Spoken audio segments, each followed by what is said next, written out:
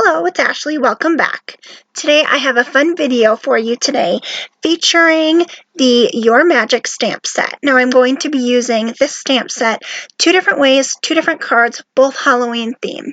For this first card, I'm going to be using the Kuretake Clean Color Real Brush markers or pens. You hear it both ways. So if you're not familiar with these, they are a water brush pen with actual watercolor in the barrel and a real brush tip, real bristle tip, not like a felt one-piece tip. They have real bristles in it. So what I'm doing with this is coloring on just the edges of this banner, and then I will come in with a water brush, which you can fill water in the barrel of the brush and blend it out. The paper that I'm using for this is Bristol Smooth paper. When you're working with watercolors, and specifically these, you want to use either a watercolor cardstock or Bristol Smooth cardstock. Regular, thinner cardstock will pill up, so you want to be aware of that when you're using watercolors. So I'm just going in and I'm going to do the whole banner this way, as you can see here. And next I'm going to come in with this bright green color on the word magic. And I'm going to try to give it a little bit of a ombre look where it's darker on one end and then kind of blending to a lighter fade on the other end. So you can see I'm just coloring on the left edge of each letter here. And then I will go back in with the water brush and blend that out. This is a really fun technique to do, and it's really easy to do. And if you didn't have these type of watercolor markers, there's plenty of different watercolor types of medium that you can use. They don't have to be this pen version. And I would definitely suggest getting one of these water pens that you can fill the barrel with. They're really inexpensive and they're really fun for a lot of different coloring techniques. So once I'm finished with that, I'm going to come in with this orange color and do the wand. Now you can see I'm kind of skipping a couple of the little sections in it. I'm going to kind of do that ombre technique as well. So it kind of fades out till the next darker one and then lightens up till the next darker one. And same thing with the star top of it as well. And if you don't have one of these water brush pens, you can just use a regular paintbrush that's clean and a little jar of water. I've done that before too if I want a thicker brush or a thinner brush. So now that I'm done with the wand, I'm going in on like the little, I don't know, I call it like a cloud puff behind the word magic.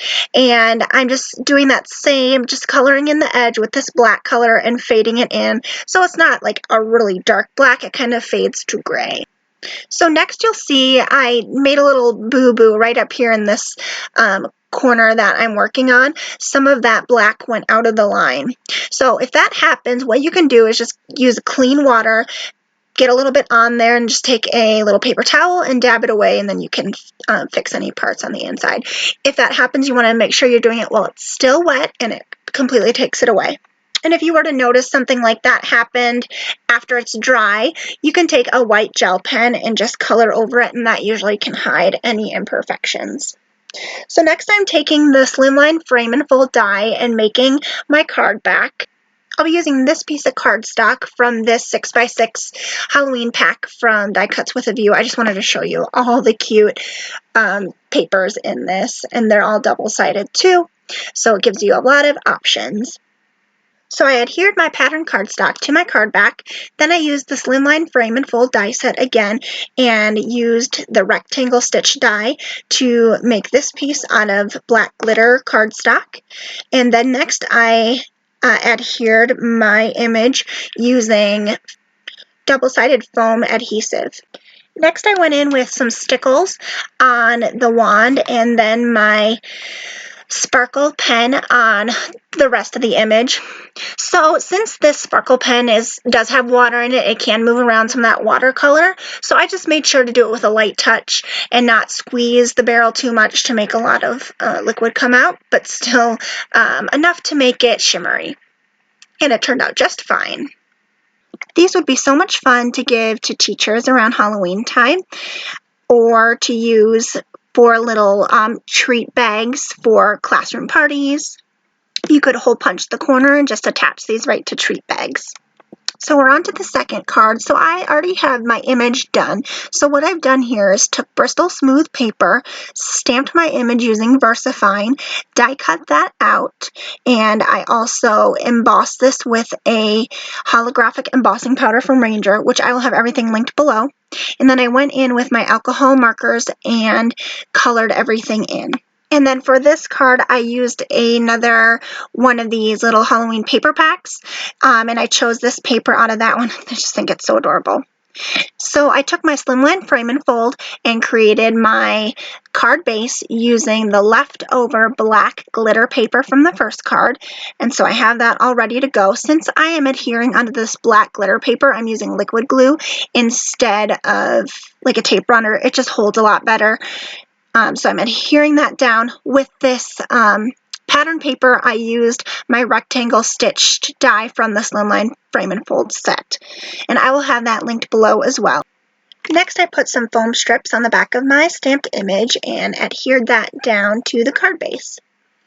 I finished this card in the same way as our first card, using stickles on the top of the wand and using sparkle pen on the rest of the image.